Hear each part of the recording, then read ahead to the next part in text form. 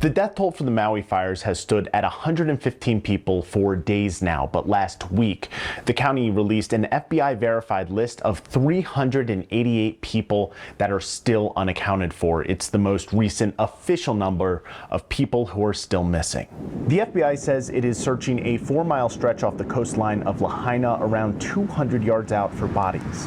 When the flames overtook the town, many people jumped into the ocean to escape the fire that had come rushing down from the mountain. The Coast Guard and private boats were on the water that night, pulling people from the ocean, but it was chaotic, and there are still fears not everyone was able to make it out of the water safely.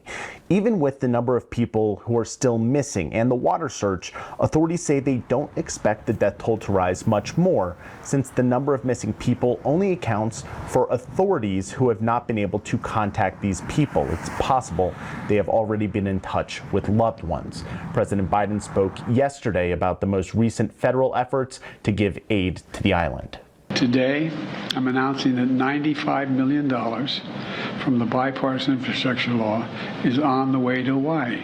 I've directed my administration to continue working with urgency and focus to help the people of Maui on their journey of recovery and healing.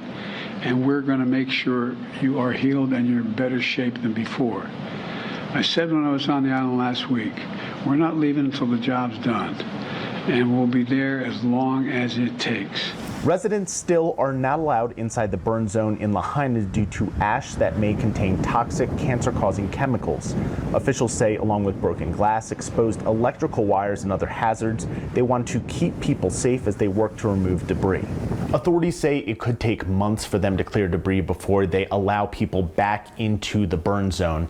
They are asking for patience as they finish these efforts in a thorough and culturally sensitive way that honors the history of Lahaina.